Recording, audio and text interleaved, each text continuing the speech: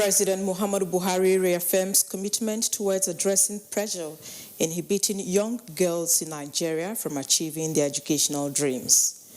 Finance ministers and central bank governors of the West African Monetary Union kick against unilateral renaming of CFA franc as ECO in 2020 by the chairman of the Authority of State and Government of the West African Economic and Monetary Union. Good afternoon. This is Panorama, reaching you from the Benin Network Center of the NTA. I am Agatha Egwarojo. You're welcome.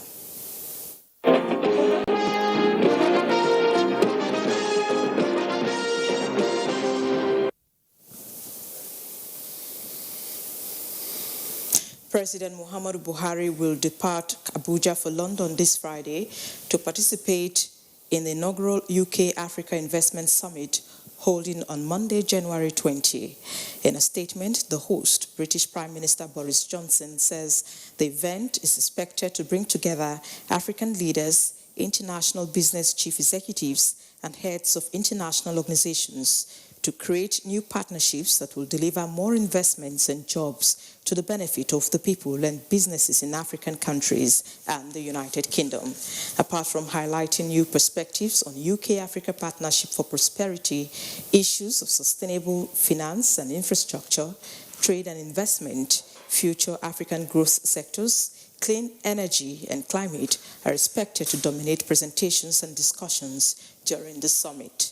With the expected takeoff of the African Continental Free Trade Area in mid-2020, the London Investment Summit will provide Nigeria the opportunity to project itself as a leading investment destination for new industries.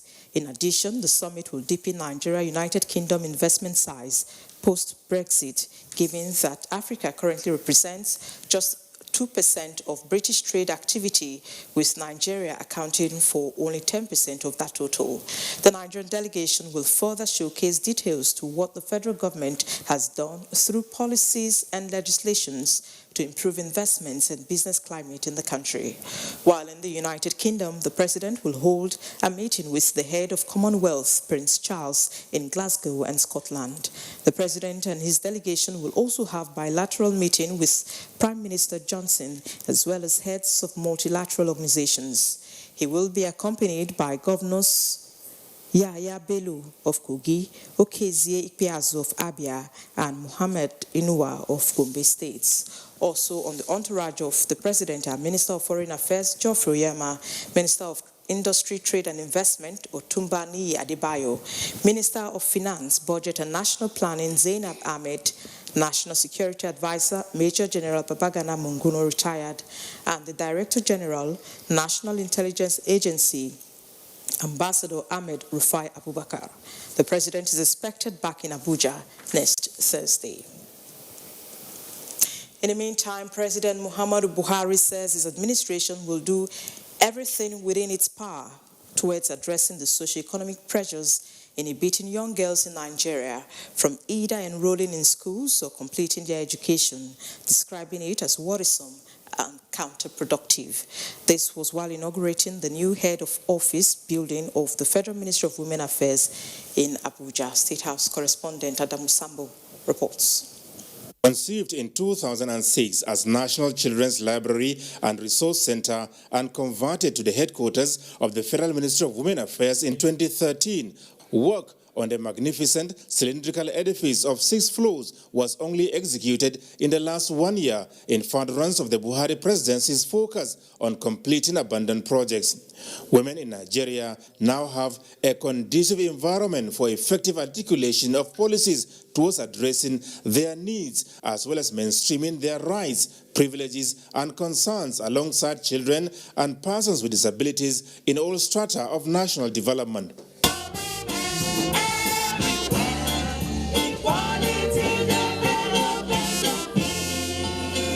Addressing invited guests comprising women leaders and other interest groups, President Muhammadu Buhari said his administration is committed to sustaining efforts at not only ending child marriage, but also increasing access to quality all-round education, as well as enhancing the retention of the girl child in schools. The high level number of young girls who are out of schools or unable to complete school due to socio-economic pressure is disturbing and must be addressed.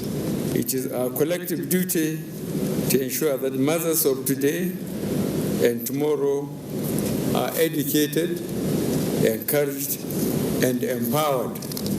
Our quest is to ensure that concerns of women, children, and other vulnerable students are given prominence and ultimately addressed. While commending the Minister of Women Affairs, Pauline Tallen, and her predecessors for the good work they have done and continue to do, the President is particularly happy with the ministry's collaborative efforts at reducing incidents of human trafficking and maternal mortality.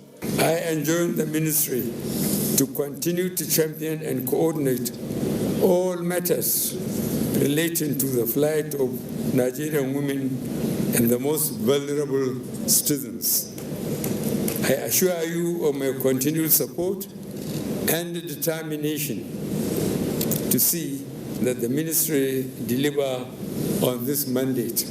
There were goodwill messages by UNICEF, ministers, as well as children's representatives. I believe that in commissioning of the new Ministry of Women's Affairs buildings is merely a start of a decade of advancements of human rights, in particularly the rights of women and children. As a child, I am here to advocate for an improved protection, development, and care of all children and youth in Nigeria, to prepare us to be future leaders of our dear country. Minister of Women Affairs Pauline Tallen had earlier appreciated President Muhammadu Buhari for recognizing the role of women in nation building and supporting the completion of the head office complex of the ministry. Supporting women is supporting the nation. God allowed you to do this because He is taking you to the next level to unfold great things that will change the history of this country. First Lady Aisha Muhammadu Buhari was represented at the epoch-making event by a presidential aide and former Minister of Women Affairs, Dr. Hajo Sani. In Abuja, Adamu Sambu, NTA News.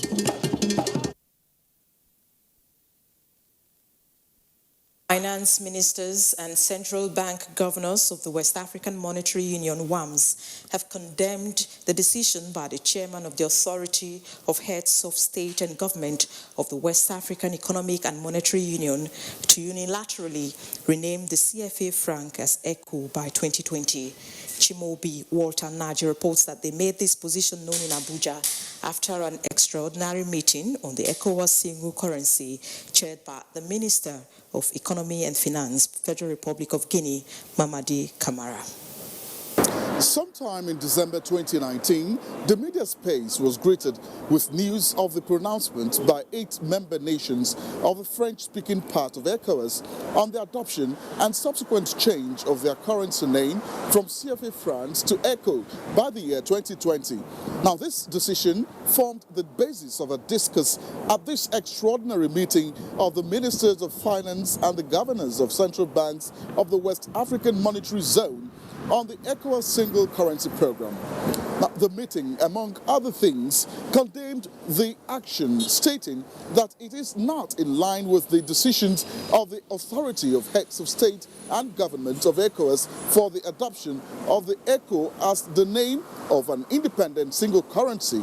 WAMS Convergence Council reiterates the importance for all ECOWAS member countries to adhere to the decisions of the ECOWAS Authority Heads of States and Government towards the implementation of the revised roadmap of the ECOWAS single currency program.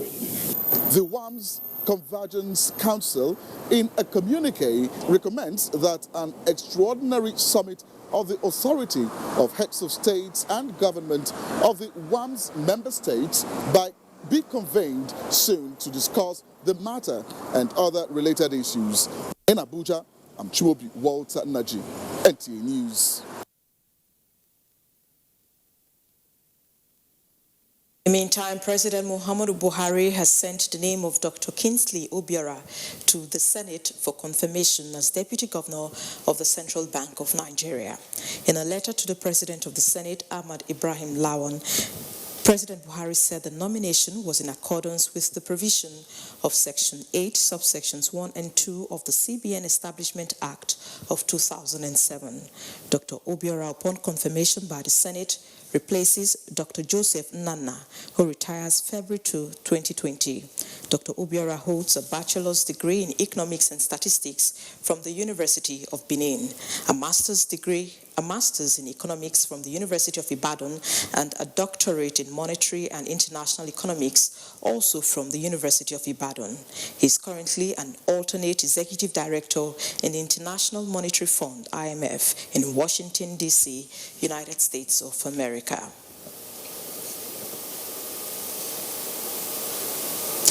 The Ministry of Niger Delta Affairs and Edo State Government are to work in synergy to determine projects to be executed in the state to ensure quality and avoid duplication. This was the outcome of the visit of the Minister of State for Niger Delta Affairs, Senator Donald Alasha Odura, to Governor Godwin Obaseki. Goodluck Enaini reports. Last year, the Edo State government expressed its displeasure with the way projects are carried out by the NDDC, an interventionist agency under the supervision of the Ministry of Niger Delta Affairs. The state government also alleged that it was not carried along in the scheme of things, which has resulted to poor job execution. The visit of the Minister for Governor Obaseki will provide both the Minister and the state government an opportunity to reason on the same page. We believe that with you coming on board, we can now play catch up. We can, at least for one thing, ensure that NDDC is no longer used as a political slush fund. We can now begin to commit the bulk of the resources into laying the foundations for the leapfrogging the development of the zone and our region. Senator Donald Alasha Odura, who is in the state to inspect some projects executed by the ministry, disclosed that the federal government has ordered a forensic auditing of the commission's financial dealings with a view to sanitize the system. Almost about 3 trillion naira went to NDDC and there is nothing to show for it. And we, from the records we are looking at now, we are discovering how such monies were siphoned out of the organization for useless purposes. And like we had always said, we have almost 12,000 abandoned projects in NDDC. Some of these projects that we are talking abandoned were not even touched though, and monies were taken. The House Committee on Niger Delta Affairs sometime last year embarked on similar visits to the state to inspect projects executed by the NDDC. In Benin, Goodluck Enaini, NT News.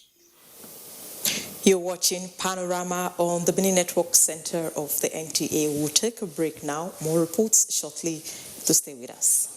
Independence had been a long and tough one. Our founding fathers and compatriots sacrificed their comfort and even shed their blood. We cannot at this point in history afford to spirit away their sacrifices for immediate but temporary gains of today. Let us emphasize what unites and not what divides us. Working for the unity of purpose with a stronger vision for a better tomorrow. NTA, growing with the nation. Together, no matter where you come from, no matter your religion, we are one. Let's live together. Let's stop fighting each other. Let us live as one. It doesn't matter where you come from, your tribe or religion, man, woman or child. It doesn't matter who you are. Put Nigeria first. No matter where you come from, no matter your religion, we are one. Let's live together. How can we develop when we're always in crisis?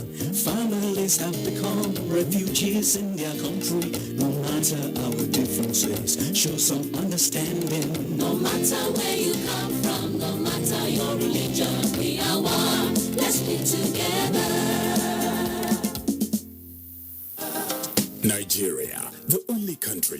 children with remarkable potentials to excel.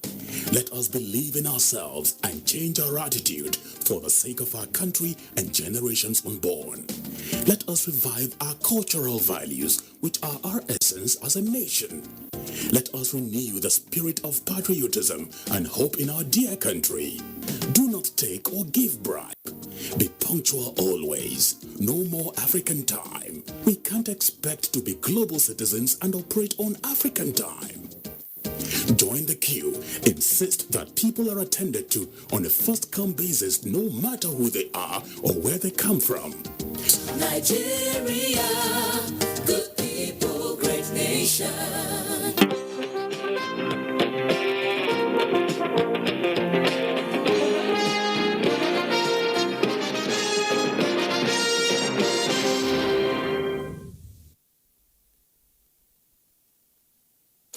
Thank you for staying tuned. Fires are a common occurrence in Nigeria. However, in the dry and harmattan season, they constitute a special risk element. Edo State has recorded several fire outbreaks, some of them in stunning close succession. So our discussion on Panorama today will focus on incessant fire outbreaks, prevention, and what to do when it occurs. With me in the studio to shed more light on this is Dan Ereme Enowawuwema, PhD. Welcome to Panorama. Thank you. Mr. Dan is a safety consultant, is immediate past Secretary of Nigerian Red Cross Edo State Chapter and Director World Safety Organization. Again, you're welcome to Panorama. Thank you very much. All right, now it appears that incidents of fire outbreak is global at this time, but there are concerns about the frequency around the country recently. We've had, for example, in Benin here, we've had series of it from Ekiosa to all of that. What could be the precipitating factors responsible for this? Well, there are so many factors, and one of them is actually the heat period. Although, of course, Harmattan comes with a heat period.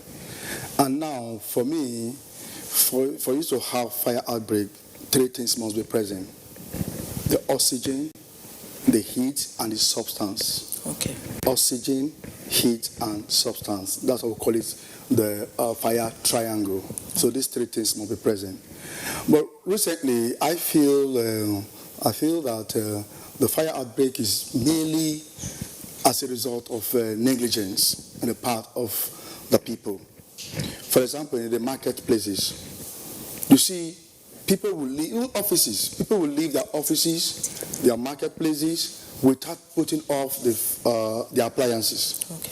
So, of course, I also put some portion of the blame to the provider, the PHN and others.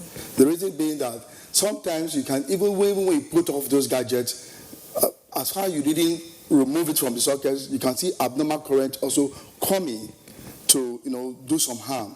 So all of these can, lead to fire outbreaks in most of these markets or even offices. But if you just call in PHC, and I think what you're trying to say is that the safest way is when you're leaving, remove the plug from the socket. Yes, and the power, and those also distributing this power should also regulate it. Okay. Regulation is key. All right, Mr. Dan, just before we continue with this discussion, we'll now take this report from Ivie Oyahiri. Okay.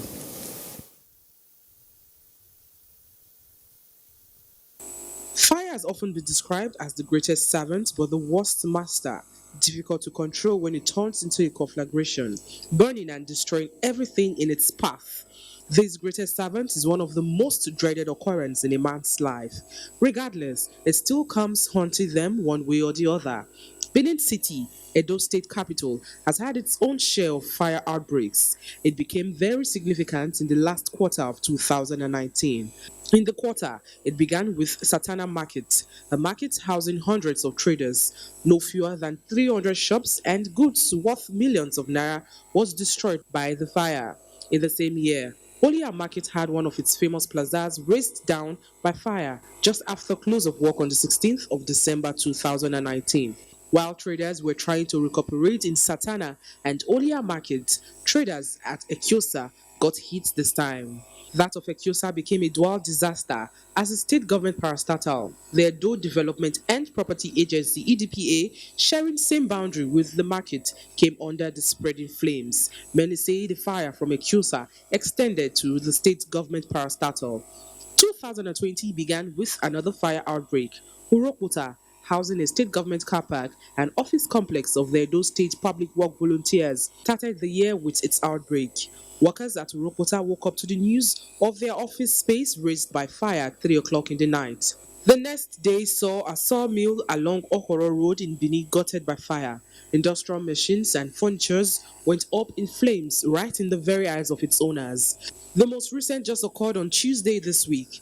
A furniture factory beside a gas plant was razed up till dawn. The fire, which started at 3 o'clock in the morning, was still burning. One recurring challenge those who try to put an end to the outbreak face is the failure on the part of fire service to report at the scene of the fire in the nick of time. The issue leaves those affected with no other option than to watch their assets go up in flames. No one knows the next victim of this fire epidemic. In Benin, Ivie Oyahire, NTA News. So, Mr. Dan, you can see from that report the devastating effect of fire. What can Nigerians do to prevent fire outbreaks? Yeah, the first thing to do to prevent fire outbreak is for us to all wake up to our responsibility of put off your gadgets when leaving your offices and also the market. If you look at it, and also do not use gadgets that are prone, that could leads to fire. For example, you have naked wires, you are still using it, and you have an appliance and they have naked wires and you are still using it. One day they can just breach and you are not there, it will ignite fire. And also, I want people should be aware of the effect of fire. But some persons may not know, but at the end of the day, some persons feel, they may cry out, government will come and compensate them or this and that. But psychologically, even though you are being compensated, psychologically it has a very strong effect on you. So when people are aware of these things, you see, they minimize the risk of fire outbreak in Nigeria, especially in public places. Okay. Right. Now, in that report, we've also seen a trend where when fire occurs, firefighters are not usually there. They don't usually rise up to the occasion. What do you think can be done to change the trend? Yes. For me, I know that we have fire service here in Edo State. We have men on ground. They are well trained. But what I don't know is the equipment. You see, when you train someone and you don't give the person equipment, the person cannot do anything. So most times, you see that they complain of no water, no this, no that, the breakdown of their vehicle. Most times they cannot come. So if you find out that even most fire service you will call, they are even most sometimes private or other agencies, not even from government. Now, what can be done to, reorder the story? Yes, the remedy is that government should rise up to the occasion by providing gadgets for them, their vehicle, the water supply, and other chemicals needed for this. And also, the people should also have a change of attitude. I saw them even stoning the firemen, which is, for me, I don't find they may actually come late, but however, they should allow them to do their job. Because preventing them, you are actually allowing the fire to still be on or escalating. So anytime they are able to find their way down, please, the public should allow them to work so that they cannot minimize the effect of the fire. Okay, now, lastly, as a safety consultant expert, can you run us through what should Nigerians do when fire occurs? Good. When there is fire outbreak, the first thing to do is to call for help. You alone may not be able to put it down. You call for help. There are numbers to call. I don't have them right now. There are numbers to call. There are various agencies. Even you can even call the police. You can call any of the agencies that will now redirect your call to the appropriate call. Even me, when I was Red Cross chief, they do call, even till today, they still call me. But what I do is to redirect that call because my number was actually in the public domain. For me to now redirect that call to the appropriate quarter, that's one. Then the second thing is that, like I said, the fire made up of three things. If you can minus one away, the heat, the oxygen, and the substance, any of these three you can minus away, you find that the fire will naturally be put off. All right, Dr. Dan, thank you so much for coming on Panorama. Thank you.